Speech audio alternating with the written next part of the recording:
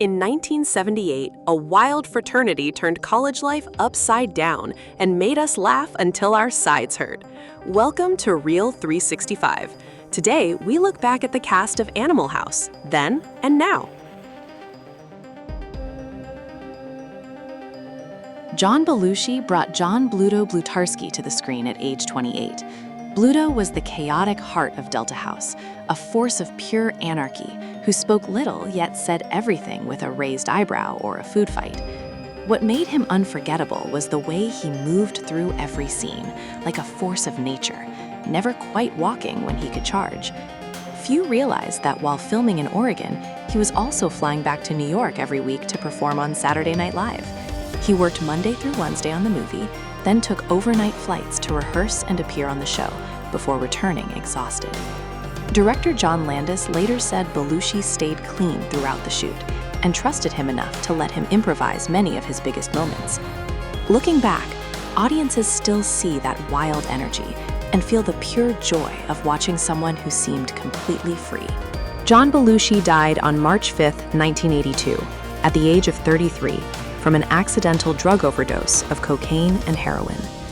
In the short years after Animal House, he became one of comedy's brightest stars, starring in the Blues Brothers and leaving a mark that still echoes through every generation of performers who followed.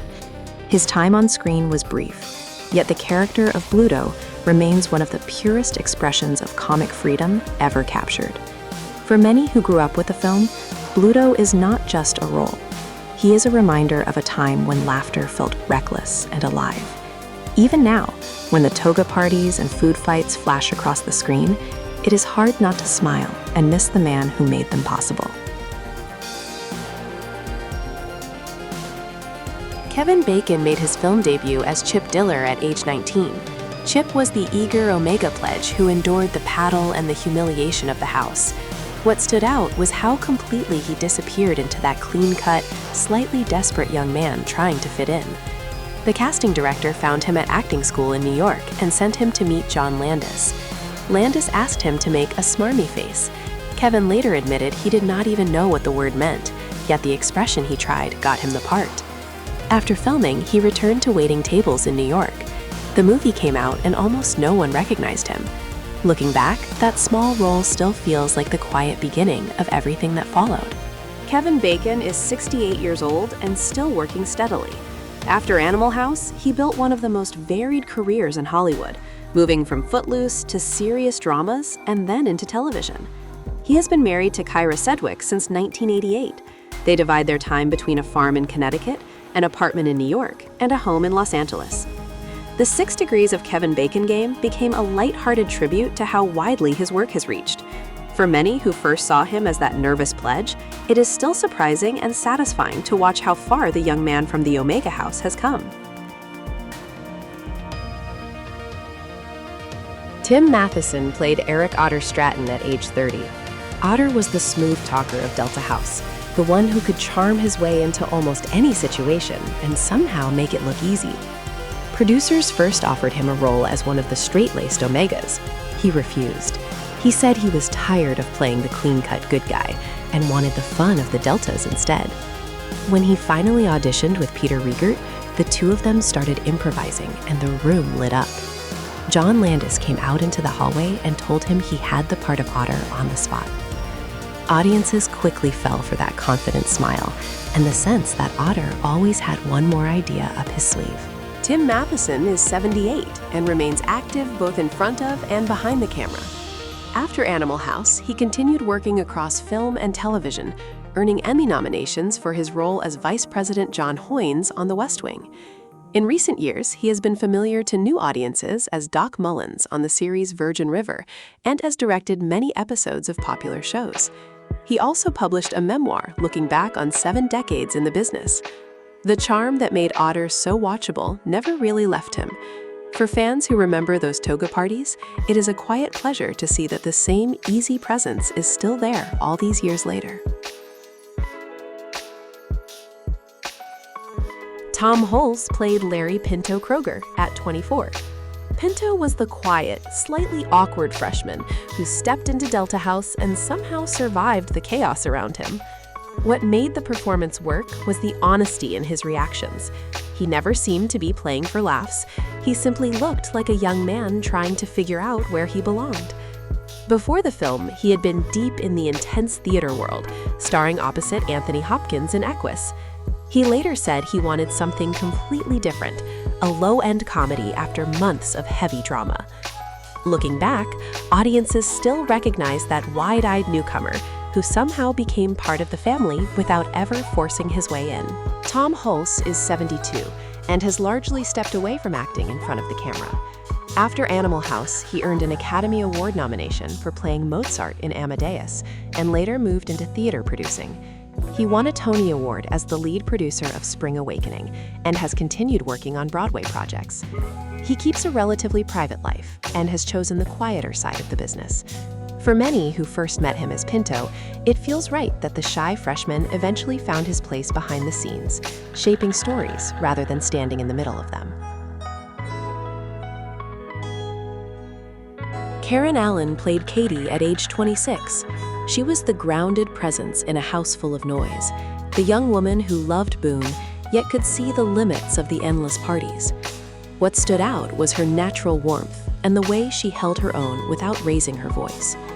She had only been in New York a few months when she saw a simple flyer on a bulletin board at the Lee Strasberg Institute calling for college-aged actors. She sent in a photo and soon found herself on a plane to Oregon for her first major film role. On set, she quietly refused a moment that was not in the script until Donald Sutherland offered to do the same, making her feel safe enough to continue. Audiences remembered her as the one person who still felt real in the middle of the mayhem. Karen Allen is 74 and has built a life that balances acting with quieter creative work. After Animal House, she became widely known as Marion Ravenwood in Raiders of the Lost Ark and returned to the role years later. She eventually settled in the Berkshires of Massachusetts, where she runs a fiber art store, teaches, directs theater, and still takes the occasional film or stage part. She has spoken of choosing a home that allowed her to raise her son away from the constant travel of Hollywood. For fans who first saw her as Katy, there is something comforting in knowing that that same steady presence found a place where she could keep creating on her own terms. Donald Sutherland played Professor Dave Jennings at age 42. He was the laid-back English teacher who smoked with the students and seemed more like one of them than an authority figure. What made the role special was how lightly he carried it. He never forced the humor. He simply existed in that world with a quiet, amused detachment. At the time, he was already a major star, and the producers could only afford him for a short period. He accepted a flat fee of $35,000 instead of a percentage of the profits. Looking back, that choice became one of the more talked about stories around the film. Audiences still remember the easy charm of a man who somehow made sharing a joint with his students feel completely natural. Donald Sutherland died on June 20, 2024, at the age of 88 after a long illness. In the decades after Animal House, he continued working almost without pause, moving from serious dramas to major franchises and leaving a body of work that few actors have matched. He never seemed to chase the spotlight, yet it kept finding him. For those who first saw him as the professor with the faraway smile, there is a gentle sadness in knowing that quiet presence is no longer here. The role remains a small but perfect reminder of how much he could do with very little. Stephen Furst played Kent Flounder Dorfman at age 23.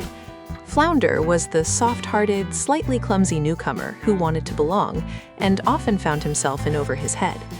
What made him memorable was the vulnerability he brought to every scene. He never played the character for pure laughs.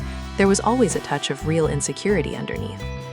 Before the film, he was delivering pizzas in Los Angeles and quietly slipping his headshot into the boxes he handed over. One of those deliveries reached the rink wrist, and the rest followed. Audiences still feel a soft spot for Flounder, the one who tried so hard and somehow always ended up in the middle of the mess. Stephen Furst died on June 16, 2017, at the age of 63 from complications of diabetes. After Animal House, he found steady work on television, including long runs on Saint Elsewhere and Babylon 5. and later moved into directing and producing. He was open about his long struggle with the disease that had already taken both of his parents. For many who grew up watching Flounder stumble through those early days of college, there is a quiet affection that has never faded. The character remains one of the most human faces in a film full of larger-than-life personalities. Bruce McGill played Daniel Simpson D-Day at age 27.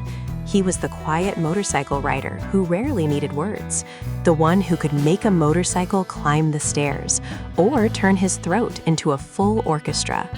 What made him unforgettable was the calm confidence he carried into every scene. He first read the script while sitting in an unemployment office in New York, and later said he could not believe a studio would actually make it. During early rehearsals, he casually played the William Tell overture by tapping on his throat. John Landis loved it so much that it became D-Day's signature entrance. Audiences still smile when that sound starts, knowing the wildest member of Delta House has just arrived. Bruce McGill is 76 and remains one of the most reliable character actors working today. After Animal House, he built a long career filled with strong supporting roles in films and television, from MacGyver to Rizzoli and Isles, and more recent appearances in shows like Riegert.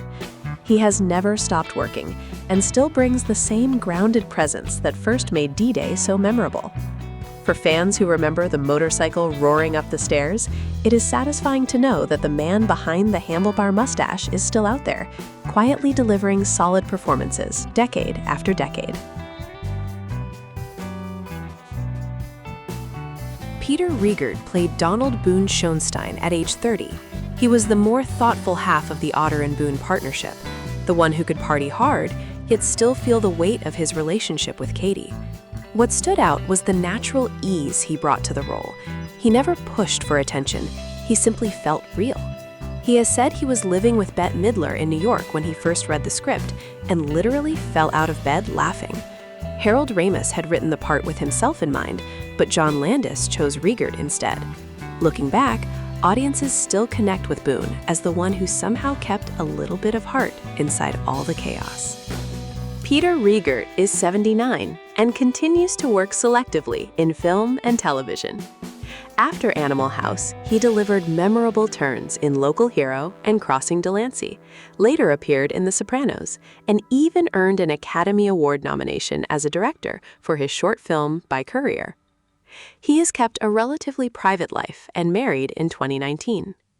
For those who first met him as Boone, there is something fitting about the way he has moved through the years with the same understated style he showed on screen. The quiet center of Delta House is still here, still working, still very much himself. Nearly 50 years later, Animal House still feels like a night that never quite ended. Some of these faces are gone, others are still with us. Older, quieter, but carrying the same spark we first saw in 1978. The toga parties, the food fights, the wild energy of Delta House, they remain frozen in time, waiting for us to visit them again whenever we need a good laugh. Thank you for spending this time with us on Reel 365. If this film still holds a special place in your heart, leave a comment and tell us your favorite memory. We'll see you in the next one.